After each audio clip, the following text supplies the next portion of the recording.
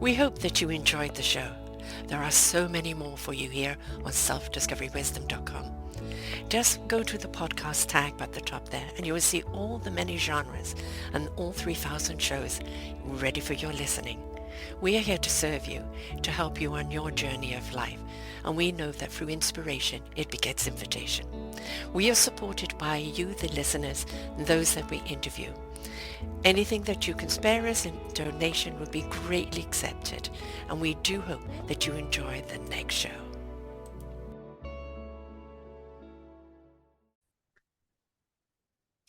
Good morning, good afternoon, and good evening, everybody. Welcome back to another edition of Sarah's View of Life, right here on selfdiscoverywisdom.com. Well, this is my Christmas show. Every year I do one. But what I've decided to do this year is actually to share with you some of the shows I've done in the past that I think are still relevant. This season brings us back to joy, to family, to friends, to the communities that lift us up. Christmas invites every soul, regardless of belief or honor of life's blessings, and share our light with one another. I've gathered a few holiday shows that carried this spirit and deserve to be heard again and again. So please reflect and pass on and play it forward for the joy. We're here in 2025. We've had a very turbulent year, no matter where you are, but especially in North America. And our future is still very much up in the air. But one of the things that is consistent is people who are lonely. I have a show here called Ask Sarah About the Lonely. I did this one back in 2014. And it's, be mindful of the lonely, see them, hear them, interact with them in a way that, for we have all felt lonely in some way. Include them, see them, do not leave them out. If you know there is a neighbor that's on their own, and maybe you can't invite them for Christmas Day, but you could pop by with a little gift and a little present for them. Most of all, they're looking for companionship. Somebody will pop in for a cup of tea or invite them for a cup of tea or a drink to be around the joy. They spend so much time alone and they're just withering away. Maybe they can't get out and about. Maybe they don't have family around. And it's very, very important that we do include them. This isn't just elderly lonely. This could be new immigrants. This could be people that's family live elsewhere and they're alone. And why should they be alone? Right? You can set another table, a chair at the table, right? Or you can invite them over for drinks before Christmas, but just in some way, please don't put blinkers on around the people that are going to be alone this Christmas. Now, I did a show on Christmas gift buying. This was 2016. And of course, you could add a whole load of electronics to the show now. But, it's about the real gift of Christmas. We're heading into a big bustling Christmas season where everyone and their dog seems to be out shopping. The stores are crowded, the noise is constant, and the one thing you cannot buy, you came to buy, is nowhere to be found. Frustration starts to rise. You are a reasonable person, but this lineup is far too long, and the sales clerk isn't helping. That perfect gift is hiding, and everyone is rushing. So we have to breathe and be patient. It is the season to be joyful. And I know an awful lot of people are buying online. And what I would say now is support your local stores, your local places. The only reason they can keep the doors open is with your participation, you buying from them and not everything online. I'm guilty of buying online for certain things, but I have gone into my local stores to buy others. And it's nice to support them so they can keep their doors open because we don't want everything to be online and then there's no shops to go and walk in. It's also kind of ideas for gifts of what to buy people and what not to buy. So there's a list there on the show page of Christmas gift buying and the real gift of Christmas. And the real gift of Christmas is your time, your generosity is in your heart. Now, this show was done in 2015. Tis the season to be kind. Do not get caught up in the buying frenzy, putting yourself in debt, or keeping up with the Joneses. This is a time of giving, but of your spirit, your kindness, your heart, and your divine love. Kindness costs us nothing. Yes, we can go and buy a gift. We could make one that is even more heartfelt. But if you can't actually purchase something for someone, how about you say, I'd like to gift you babysitting. I'd like to gift you cleaning your house. I'd like to gift you shopping for you. I'd like to gift you walking your dog. Something you know that would give them time back, that would take a little bit of time from you, but it's a gift of service. And we don't think about that, do we? A gift of service. Now, here is one that I did in 2017. Consumerism is not festive. Love is. Is Christmas all about gifts? Can you buy bigger, better, and more than last year? Or is it about love, kindness, the togetherness of our families and communities? I believe it's the latter. Consumerism is something that we all get caught up in. Um, we put ourselves in debt. We're frantic to buy something. And, don't be a slave to gift buying. I buy something for my kids that's fun, that they can use, that is inexpensive. Then we draw names of who we're buying for. Of course, for the grandkids, I buy particularly for them because they're young and it's wonderful to see their eyes light up. Um, but it's buying kind of fun gifts and things they could use, and even like the city Christmas pants and things like that. They'll use them every year. They're warm and cozy. I know when I buy them for my kids, they put them on immediately and that's it. For the whole Christmas period, they're wearing them. So, you know, rich or poor, there's always something out there that you can get on sale that's cheap, just something for someone to open. But, another great gift is giving the gift of donation to an organization in their name. So, in the end, it is about love. It is about you sharing the love because that's what it's all about. This is a show I did back in 2019, and I did it with two wonderful people, Gina Gardner and Dr. Marilyn Joyce. And we talked about de-triggering festive stress. And this is, the family gatherings or the work party or the this or the that, how not to be stressful over Christmas. And whether you're celebrating Christmas, Hanukkah, Ramadan, Chinese New Year, whatever the family celebration, it is a season of peace and goodwill to all man, for a time or a time for all out war of attrition with the partner, stepchildren or the mother-in-law. We don't want wars. So it's got to be, neutral ground. No, this is about joy. Put everything else away, and how to manage that stress. And they share some wonderful tips. I do invite you to look at that show. All of these shows that I'm talking about will be on my show page with a link to those shows, and also to all of the tips. 2018, I did a show at Christmas. The greatest gift of all is time. Time. We are all living on the same clock. No matter where you are in the world, we each have a lifetime to journey through. And within that, time to give, to share, to set aside for those who matter. It's time to remember that the greatest gift we can offer is our time. And, this goes back to the lonely. This goes back to you can't afford to give much, but can you give your time? In the form of service?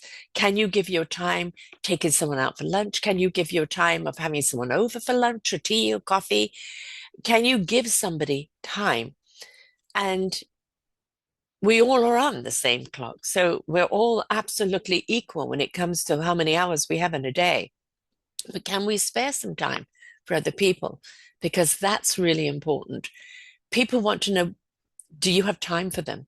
There's nothing worse than hearing grandparents, or in case of what I know here, a friend of mine whose daughter recently got remarried and deliberately did not ask her mother to the wedding. And she has a granddaughter who's full-time working, studying, and a boyfriend and young. And so she's on her own. Yes, she's coming with us for Christmas Day. I include her in as much as I can. But it's giving time to people. And letting them know you see them, you hear them, that you want to be with them. So that's really, really important, folks. Coffee in my Christmas mug. Etiquette at Christmas. This was done in 2018. And there is a kinder way to shop, one that keeps our hearts calm and our spirits aligned with what the season truly represents. Be patient with people helping you in stores. They are doing their best at the busiest time of year. Buy thoughtfully, not anxiously. Don't stress. Steal the joy from your giving. Christmas is the season of loving kindness, joy, and goodwill to all men. And remember that most of those gifts should bring hope. You can make a powerful difference by supporting organizations that lift up others. So the gift of hope, the gift that matters. But, there is an etiquette to Christmas buying, etc. And here I have a list of organizations that are supporting. Here are some of them. Comfort Cases for Foster Home. I've interviewed Rob Shearer several times. Faraz Dada, the Children of the Revolution. That's the war in Burma. Tiwani Samson, the Universal Love Alliance of the Children in Uganda. Jan Borgerstedt, Womanality of the World, helping women in third world countries getting education and freedom. Kevin Briggs, Preventing Suicide and being the support they need, the suicide hotline. Natalie Lanoville, a Vancouver-based United Church Serving Humanity in Vancouver, sponsors meals. Dennis Cardiff and Will Burnett, both men are supporting the needs of care of homeless. And we've got Reverend Rick Cole, and it's the Capital Christian Center in Sacramento. And we've got supporting our supporters, those who support through other organizations. And whether it's, on my list or whether it's a list of your own, as I said, you can donate as a gift to someone else. So for all three of my adult children and my grandbaby, who's just been born, I've gifted money to different organizations in their name. And on Christmas Day, I will give that to them. Here's another one I did in 2016 with David Kessler. And this is how to handle grief in the holidays. And, people have had a loss. And it's like, how can I be happy and joyful when I've just lost somebody who's died? Or maybe somebody's lost a job, or, there are so many losses that people have. And he has a whole list here of being honest about your grief, including the loss into your holidays, taking your grief online for events, have an exit strategy, reevaluate your rituals. It's not a complete sentence. Pay attention to children. And he's written numerous books on it. Plus, I do have this week a show coming out with another artist on, talking about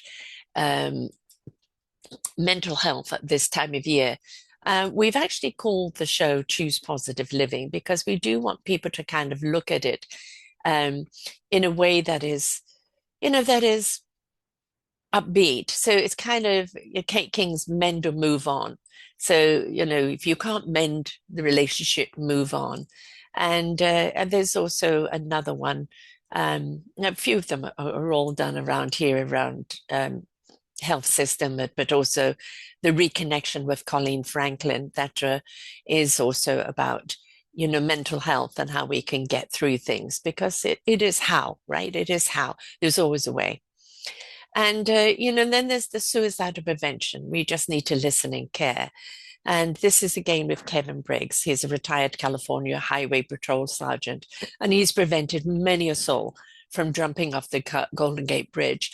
And he talks about what the signs are, what to do if somebody's at that stage and how you can talk them down and how we can be supportive.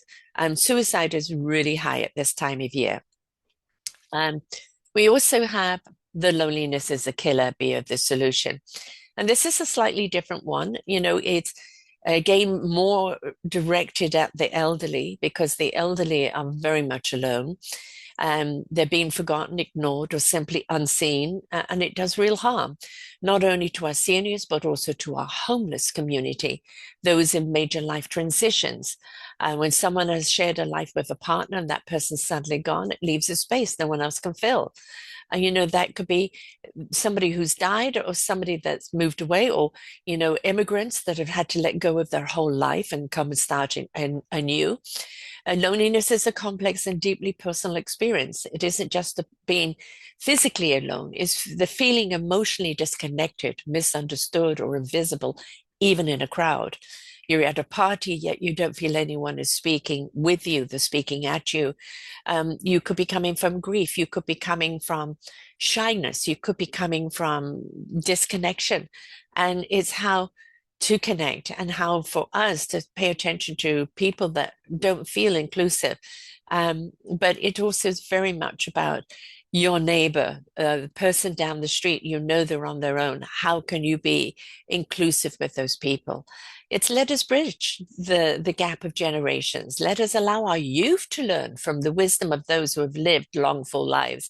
Let elders glimpse the future of the eyes of tomorrow's leaders in connection. Both are rich in community. No one is alone. And there's a couple of videos I have on this particular show page, which are just beautiful, videos. And then there's the facts on seniors isolation, and they give a whole list here on isolation and what we can do about it because we have the power to do something about it. So this is one that was written to the kids. This is back 2014. And I say that I started out like every human does as a child, small and unknowing, unaware of all that life would ask of me. My environment and the intentions of my family shaped me. My dreams were placed upon me, yet not much was truly expected of me. I learned to wish for a life I didn't believe I could reach. So I wanted things I was told I could never become. And this is something I just shared because that was my journey. But it is, a thing to kids of you look at us adults and you think that we're alien and we don't understand. We do. And it's easy to judge our parents for what they didn't do right, but it's harder to thank them for doing the best they could with what they knew. So, children, be patient with us. We have all been you. We know how hard it is growing up. We've done it too. We know how exhausting change can be because life keeps rewriting the rules. So that's what I say. Live by your conscience, do unto others as they would have them do unto you. Choose optimism whenever the odds are stacked against you. And always remember, if you believe it, the sun will rise again tomorrow. So please look at your parents in a different way. Then the gift of giving.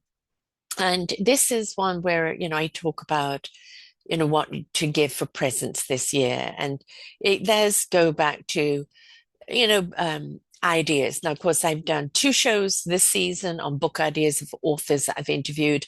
Plus, I have past books where you can look up Christmas books from other years. But, you've got things like the Ukraine Foundation. They know where the money needs to go. Peter. Donate for dogs, care packages, the gift of a wheel, wheelchairs you could donate. Again, you can do it in your name or in somebody else's name. A child's life, transform a child's life, Compassion Canada, Amnesty. There's this a street sleeper where it could be a coat by day and they could zip it up and become a sleeper at night. The empowerment of the goat, of giving somebody a goat in far off countries can give them a livelihood. The Reverend Rick Cole, helping the homeless in Sacramento, Rob Shear again, Children Evolution. I repeat all of that. And it's you can choose your charity, you can choose your organization, but it's also about making sure that other people have something at Christmas as well. So that's the giving gift. And then, I've got the books of Christmas. I seem to be missing one here because there's one of actually what to buy. Oh, I did cover that one, what to buy. Don't go and buy something for the kitchen for mum. That's not particularly kind of very thoughtful. You're going to benefit from it. Yes, it may help her make dishes thing, but she wants something personal. She wants something that's for her. not just for the kitchen or the household. So, that she doesn't want a vacuum at that time. That's something that you buy for the household for Christmas, not for her. Buy her something that she likes. Now, if you ask her, what would you like, Mum? And she'll, my kids do this to me. And I guess, God, there's so many things I know I need, but I just don't know what to ask for. So, pay attention with your parents and with your mum and your dad or your wife or your husband, um, or your partner, and look at, what they need and they won't ask of you, right? So this is an important thing to do, because that way it allows you to you know to to give something that's really meaningful to them, um that is for them and not for the house. And make sure you wrap it up and present it. I remember one year we went away for Christmas and I had all the presents wrapped and took them all with us. And every kid had a dozen presents each. My husband had something. And there wasn't one thing from me. And so my husband hadn't bought presents on behalf of the kids, to give to me. And it didn't have to be expensive. It didn't have to be anything. It was the thought. And like the kids said, but Mummy, where's your present? And Mummy didn't have one. So please be mindful of that, because, generally it's the mums that go shopping. Dads, make sure mum's got something really nice to open as well. And especially from Santa, okay? Especially if you have young kids. So this Christmas, don't stress about making everything perfect. If you don't have to cook the whole dinner yourself, you can do potluck, right? Somebody else can bring a dish. You can designate, I'm going to do the turkey because it's over at my house. Somebody else do the veggies, somebody else do the dessert, and share the responsibility instead of putting it all on one person's shoulders. When you're around the tables, no religion, no politic talk. Gone. No, none of it. Because that's going to bring up some angst and anxiety. You can talk about the year, you can share passion for the future, but just leave religion and politics out of it, okay? And keep it light, keep it fun, keep it enjoyable. But as I said, here we've got so many homeless. I wish I could help them all. I really would. If I had the money, this is something I'm going to add to my list. There is that wonderful thing, you see it on Facebook all the time. It's a small sleeping bag that they can literally put in their pocket, and it's made out of material that can keep them absolutely insulated in the cold and keep them dry in the rain. And it's something that is not big and bulky they have to carry around if they're street people, but they can put it in their pocket and it's there when they need it.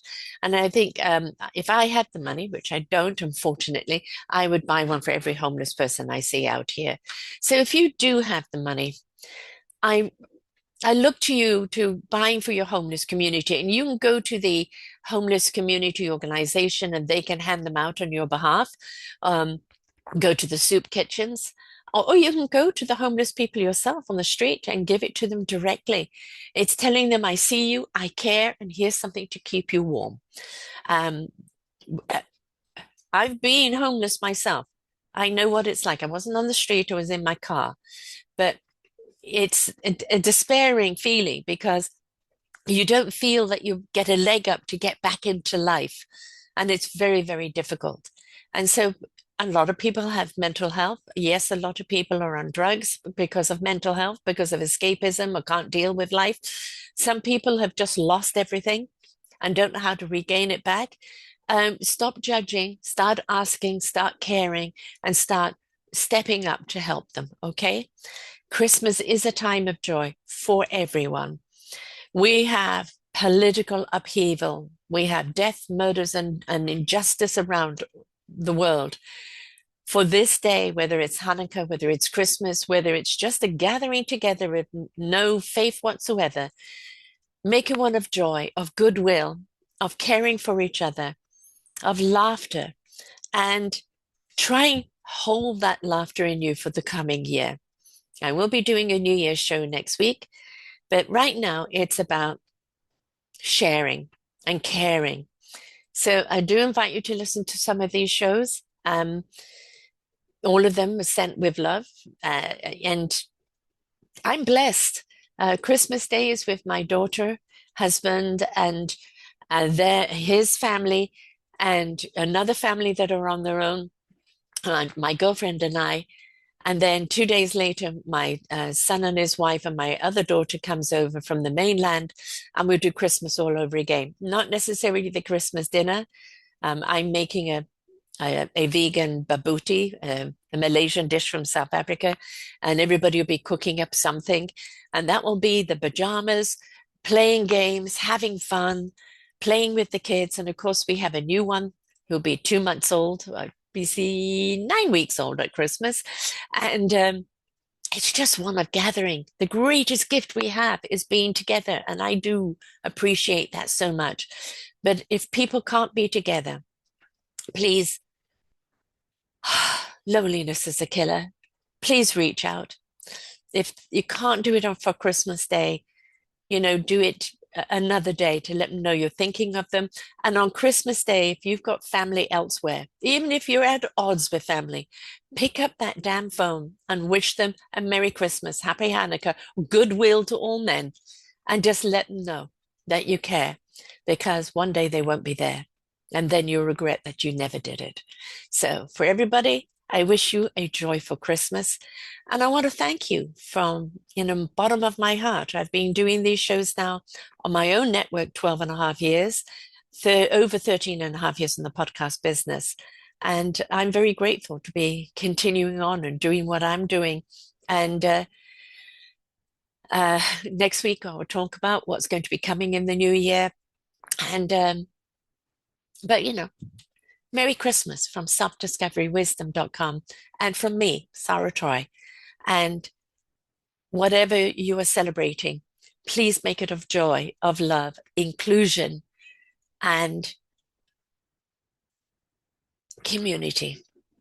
Until next time, folks, bye for now. We hope that you enjoyed the show. There are so many more for you here on selfdiscoverywisdom.com. Just go to the podcast tab at the top there and you will see all the many genres and all 3,000 shows ready for your listening. We are here to serve you, to help you on your journey of life, and we know that through inspiration it begets invitation. We are supported by you, the listeners, and those that we interview. Anything that you can spare us in donation would be greatly accepted, and we do hope that you enjoy the next show.